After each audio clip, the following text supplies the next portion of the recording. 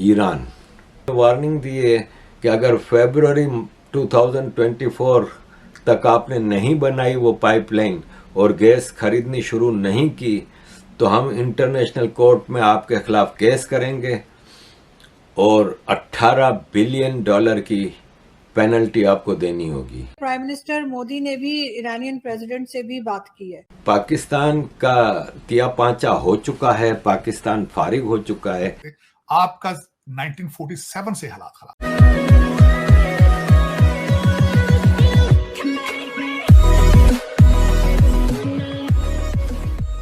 नमस्कार दोस्तों, अब आप सबको अब पता होगा कि जो इंडिया को अगर ये जो तजिकिस्तान और ये सारे कंट्रीज़ में अगर कॉन्टेक्ट बढ़ाना है तो हमें पाकिस्तान के थ्रू ही जाना पड़ेगा। और उसी तरीके से यहाँ पर इजराइल और इसी तरीके से यहाँ पर ईरान और पाकिस्तान की भी सिचुएशन है कि पाकिस्तान को अगर मान लीजिए कि दूसरे कंट्रीज से कुछ करना हो तो उसको अफगानिस्तान या फिर ईरान होकर जाना पड़ेगा।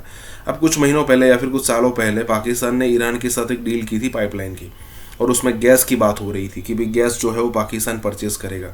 अब ये जो भी हुआ, एमओयू हुआ या फिर कहे कि जो भी चीज़ हुई, यहाँ पर पाकिस्तान आगे नहीं बढ़ा तो ईरान ने यहाँ पर धमकी दे दी है कि ये जो है ना वो आप आने वाले इतने महीनों में फिनिश करो, अगर आप इसको फिनिश नहीं करेंगे तो आप पर 18 बिलियन का जुर्माना लगवाएंगे हम WTO में जाकर, मतलब वर्ल्ड ट्रेड ऑर्गेनाइजेशन में जाकर।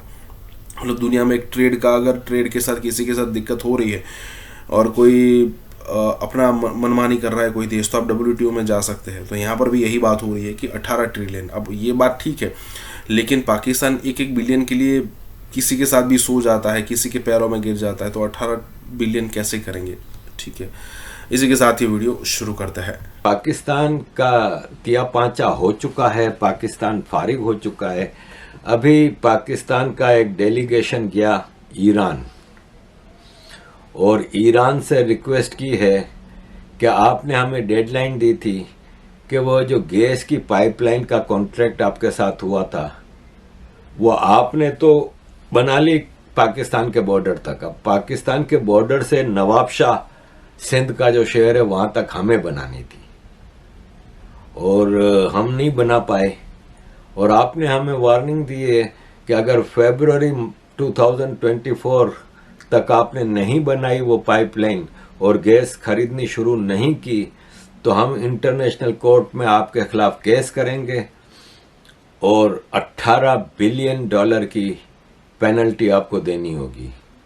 पाकिस्तान को 781 किलोमीटर की ये पाइपलाइन बनानी थी और 750 मिलियन क्यूबिक फीट गैस रोजाना ईरान से खरीदनी थी। ईरान की तो पाइपलाइन बन चुकी है, पाकिस्तान की पाइपलाइन नहीं बनी, और उस पे पाकिस्तान अब गया है ईरान से रिक्वेस्ट करने। इशू एक्चुअली यही था मेन कि अमेरिका पाकिस्तान को इजाज़त नहीं दे रहा। 750 million cubic feet gas per day अगर पाकिस्तान ईरान से खरीदता है तो ईरान को बहुत ज़्यादा बिजनेस मिल रहा है ना। तो अमेरिका की इजाज़त के बगैर तो पाकिस्तान के पॉलिटिशियन, आर्मी जनरल्स टॉयलेट नहीं जाते। तो ईरान से पाइपलाइन के लिए इजाज़त नहीं मिली, इसलिए पाइपलाइन नहीं बना सके। दूसरा, इनके पास पैसा कहाँ है कि 781 किलोमीटर की इतनी लंबी पाइपलाइन बनाएंगे। जिनके पास अपने खाने को पैसा नहीं है वो इतना बड़ा काम कैसे करेंगे? लेकिन चूंकि एग्रीमेंट किया हुआ है तो अब इंटरनेशनल कोर्ट में मामला जाएंगे। कहते हैं कि ये पाकिस्तान बनाने का आइडिया था, ये ओरिजिनली हिंदुओं के लिए, उनकी बेहतरी न्यू दिल्ली को बचाने के लिए किया गया। बचाने के लिए किस तरह? क्योंकि पठान भाई चलते थे काबुल से तो सीधे दिल्ली चले जाते थे। उन्होंने कहा यार इनको ये सारा उठा के उधर कर दो, दीवार बना दो। अब देखे ना, तालिबान चलता है काबुल से लेकिन इधर रुक जाता है आगे। वो यही सारी वारदात करता है पाकिस्तान में, आगे नहीं जा पाता। तो उसमें पॉइंट था उनका, वो उन्होंने जान छुड़ाई। उन्होंने कहा यार ये बार बार ये मुसलसल हिस्ट्री में हो रहा है, ये पठान ऊपर से चलते हैं बगैर ब्रेकें लगाए, सीधे इधर पहुंच जाते हैं दिल्ली में, तो ये बंद करो, ये उधर ही लड़े मरे। अब देख लेना, वो आपके आके मार रहे हैं, आपको ही खा रहे हैं सारा कुछ। वो बजाय आगे न्यू दिल्ली पे जाने पे या दूसरा लूटने के, आपको लूट भी रहे हैं, खा भी रहे हैं, जलील भी कर रहे हैं। तो सारा कुछ यही हो रहा है। उन्होंने ये this was their plan originally और सर वो टू नेशन थ्योरी सर वो टू नेशन थ्योरी जो है वो बड़ी मतलब फ्लॉप साबित हुई है। अब तो बहुत लोग कहने लगे हैं कि गलत था।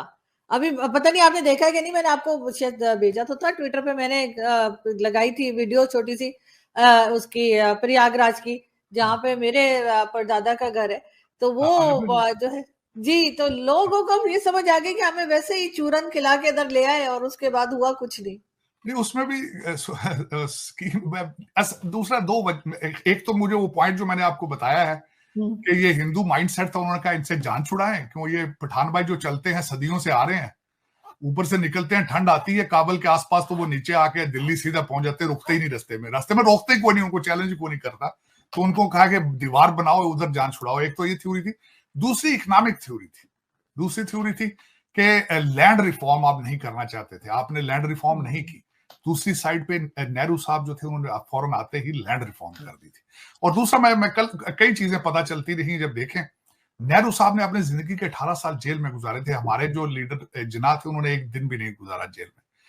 आप एक आज के हालात को आप नहीं कह सकते। आपका 1947 से हालात खराब थे। बल्कि मैं उसके बाद बताऊंगा आपको कि पहला डेलीगेशन अमेरिका में जो भेजा गया था, पहले साल ही $2 बिलियन मांगा था आपने। टुकड़ों पे तो पल रहे हैं आप 76 साल तो से। सर अगर हमें भारत कुछ पैसे दे दे तो क्या हम कश्मीर के लिए भी फिर चुप हो जाएंगे? को अच्छा प्राइस लगाए तो सोच लेंगे इस बात में भी क्या। लेकिन वो पता नहीं उन्होंने देखिए, आप क्रिकेट मैच, आप क्या चीज नहीं बेचते, आप क्रिकेट मैच तक बेच देते हैं, हर चीज बेच देते हैं। इस पे आप पता नहीं फिर, या फिर उनको जरूरत ही नहीं होगी। वैसे भी उन्होंने बगैर पैसों के ले लिया, तो आपको, मेरा मकसद है, अब उस पर पैसे देने की क्या जरूरत है? हमें पाकिस्तान को कौन सा एतराज है उस पर? कोई या तो एतराज हो। सर आईपीएल में सऊदी अरब बहुत बड़ी इन्वेस्टमेंट कर रहा है इंडिया में, और हम यहाँ पर जो है वो आईएमएफ के सामने नाक रगड़ते हैं, सऊदी अरब के आगे हाथ जोड़ते हैं, और वो बगैर कोई हाथ जोड़े, बगैर नाक रगड़े, उनके यहाँ इतनी बड़ी इन्वेस्टमेंट जो है $60 बिलियन की जो है आईपीएल में इन्वेस्टमेंट कर रहा है सऊदी अरब। तो सर इस वक्त हमें कोई जोश नहीं आ रहा कि हमारा इस्लामिक कंट्री उधर जा रहा है भारत? भाई, अब जब हम उनसे पैसे मांग के अपना कारोबार चलाते हैं, हम किस तरह एतराज, किस मुंह से एतराज करेंगे उनकी पॉलिसीज पे? सवाल ही नहीं पैदा होता। बल्कि सबसे बड़ी बात तो ये है, यूएई के अंदर जो उन्होंने, जो मैं समझता हूं जो बहुत बड़ा उन्होंने जो एक स्टेप लिया है, और आपको उन्होंने बिल्कुल चुप करा दिया है। कश्मीर के अंदर सारी इन्वेस्टमेंट उन्होंने यूएई की करवा दी है, जिनके टुकड़ों पे आप पल रहे हैं। अब करें बात उनसे भाई। और जो मुझे अब अगली फिक्र आरजू ये है, उन्हें अब जंग वंग चीजें करने की जरूरत नहीं है। आपके अपने कश्मीरी जब देखेंगे कि वहां पे दूध की नहरें चल रही हैं, तो फिर क्या करेंगे आप? किस तरह चुप कराएंगे अपने कश्मीरियों को भाई? वो तो पहले ही बातें हो रही है। इधर वाले कश्मीरी, उधर माल ऑफ कश्मीर बन रहा है, वहां पे मेडिकल कॉलेज बन रहे हैं, हॉस्पिटल बन रहे हैं, दुनिया के सबसे बड़ा ऊंचा ट्रेन का पुल बना दिया उन्होंने।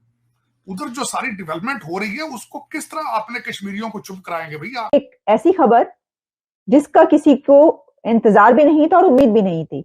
प्रेसिडेंट रईसी ने बात की है, इंडिया के प्राइम मिनिस्टर नरेंद्र मोदी साहब से हेल्प मांगी गई है, दरखास्त की गई है कि इस क्राइसिस को एस्केलेट होने से रोका जाए। इस जंग को रुकवाने में कोई कंट्री बड़ा अहम किरदार अदा कर सकता है तो इंडिया है। ईरान चाहता है कि गाजा पर होने वाले इजरायली हमलों को रुकवाने में भारत भूमिका निभाए।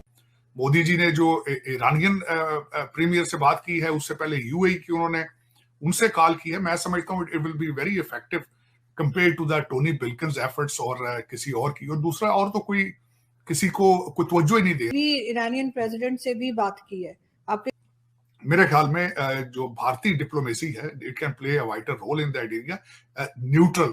तो जब अमेरिका की डिप्लोमेसी काम नहीं कर रही वहां पे, तो किसी ऐसे किरदार की जरूरत है जो न्यूट्रल हो, जिसके खिलाफ इस्लामिक वर्ल्ड के अंदर इतने ज्यादा सेंटीमेंट ना हो। तो मैं समझता हूँ इनकी कॉल, मोदी जी ने जो ईरानियन प्रीमियर से बात की है, उससे पहले यूएई की उन्होंने उनसे कॉल की है। मैं समझता हूँ it will be very effective compare to the Tony बिल्किंस efforts और किसी और की। और दूसरा, और तो कोई किसी को कोई तवज्जो ही नहीं दे।